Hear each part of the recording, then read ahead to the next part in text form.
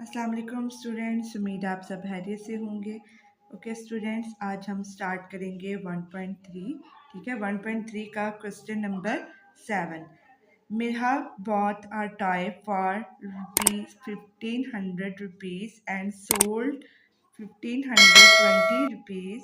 What was her profit percentage? ठीक है, मिरहा ठीक है, उसने एक टॉय खरीदा है कितने का, 1500 का, और उसने उसको कितने में सोल्ड आउट किया है, 1520 में। ठीक है, तो आपने उसका परसेंटेज निकालना है।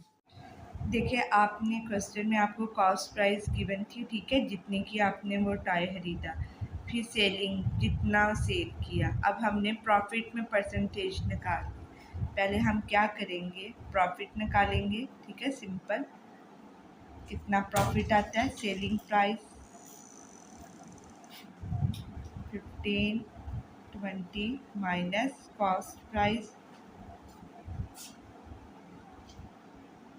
1500, माइनस करें कितना आएगा, 20 रुपीज़। और अब इसका परसेंटेज कैसे निकालेंगे, प्रॉफिट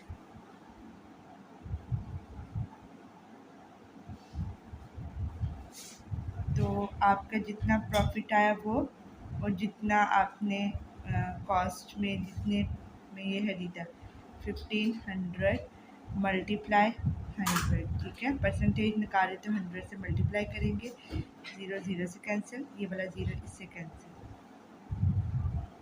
तो ये ऊपर क्या आया, 20 डिवाइडेड बाय 15। इसको डिवाइड करें तो आपके पास समथिंग 0.333 अप टू सॉन चलता जाएगा, तो हम पॉइंट के बाद 2 डिजिट्स लेंगे, तो ये आपके पास क्या आ गया, प्रॉफिट आ गया। अब देखिए, आपके पास क्वेश्चन नंबर 8 है, the annual income of Taiyab. Taiyab की जो एनुअल इनकम है वो कितनी है, 9,60,000। और जो एस्टेम्प्टेड अमाउंट है, ठीक है, जो उसमें इसके टोटल अमाउंट में से जो ऐसी अमाउंट जिसके ऊपर टैक्स ना लगे, ठीक है, 1,30,000 है वो। ठीक है, तो आपने डेट फाइंड बताना है कि वो कितनी अमाउंट है जिसके ऊपर कितना उसका टैक्स लगता है। मतलब इस वाली अमाउंट को छोड़ के पीछे जितनी अमाउंट बचती है उसके ऊपर उसका कितना टैक्स लगेगा। ठीक है, आपने वो चीज़ फाइंड करनी है। ओके स्टूडेंट्स, अब ये देखिए, आपको क्वेश्चन 8 में देखिए एनुअल इनकम ये दी हुई थी, एक्सटेम्प्टेड अमाउंट आपको ये थी। ठीक है, रिमेनिंग अमाउंट हम बताएंगे कि इसमें से क्या बच गया जिसके ऊपर टैक्स लगता है। ठीक है, मैं नीचे करके लिख लेती हूँ, ₹960,000 माइनस, ठीक है, 1,30,000। तो अब इसमें से माइनस करें तो आपके पास क्या आएगा, लास्ट वाले 3 0 एज इट इज़, क्योंकि वो माइनस होके फिर 0 आएंगे, 0 एंड 6 माइनस 3 3, 9 माइनस 1 कितना आया, 8। तो ये वो अमाउंट है जिसके ऊपर टैक्स लगता है। ठीक है, ये रिमेनिंग अमाउंट आपके पास। अब हम निकालेंगे टैक्सेबल। ठीक है, इसके ऊपर कितना टैक्स लगता है, टैक्सेबल अमाउंट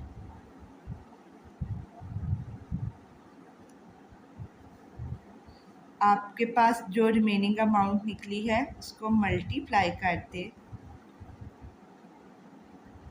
ठीक है, जो आपके पास रेट गिवन है, कितना रेट गिवन है, 0.75%। अब देखिए 0.75 के साथ क्या है, परसेंटेज, तो इसको भी हम चेंज करेंगे। कोशिश करें जब आपका जगह क्लोज हो जाए तो आप यहाँ से भी स्टार्ट कर सकते हैं। मल्टीप्लाई 0.75, तो इसका क्या होगा, 100, 1 डिवाइडेड बाई 100, तो ये 2 0 इससे कैंसिल, तो आपके पास क्या बचा है, 8,300। ठीक है, मल्टीप्लाई किससे हो रहा है, 0.75 से।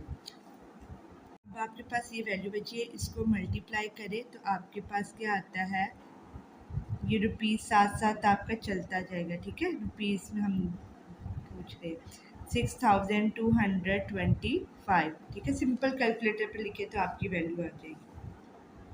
देखिए आपके पास लास्ट क्वेश्चन है 1.3 का कि आपके पास जो कंपाउंड मार्कअप है, ठीक है, जिसको हम कह सकते हैं कि प्रिंसिपल अमाउंट आपके पास इतना है, ठीक है, 1 ईयर लगा है और रेट कितना है उस अमाउंट का 14%, ठीक है। तो आपने मार्कअप फाइंड आउट करना है, ठीक है। तो मार्कअप के लिए आप क्या करोगे, क्या फार्मूला लगाओगे? आप मार्कअप के लिए अब देखिए आपके पास फाइंड द कंपाउंड मार्कअप है, ठीक है। मार्कअप की अमाउंट कितनी है? 3,75,000, ठीक है। आप उसको प्रिंसिपल अमाउंट भी डिनोट कर सकते हैं। टाइम कितना लगा? 1 ईयर। रेट कितना है? 14%। आपने सिंपल क्या निकालना है? मार्कअप। तो उसके लिए आप क्या करोगे कि प्रिंसिपल मल्टीप्लाई करेंगे रेट वाली वैल्यू के साथ, फिर किससे मल्टीप्लाई होगा? टाइम से। तो कितनी अमाउंट दी हुई थी? 3,75,000, ठीक है। रेट कितना था? 14%। और टाइम कितना लगा था? 1 ईयर, ठीक है। रुपीज़ साथ साथ चलेगा आपका। अब इन सब को मल्टीप्लाई करें, ठीक है। आप उससे पहले क्या करोगे कि ये जो आपके पास वैल्यू गिवन है, ठीक है, 14, इसको चेंज कर ले। इसके साथ जो था परसेंटेज वो किस में आ जाएगा? 100।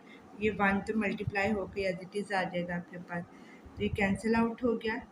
तो 3,750 मल्टीप्लाई किससे हो रहा है?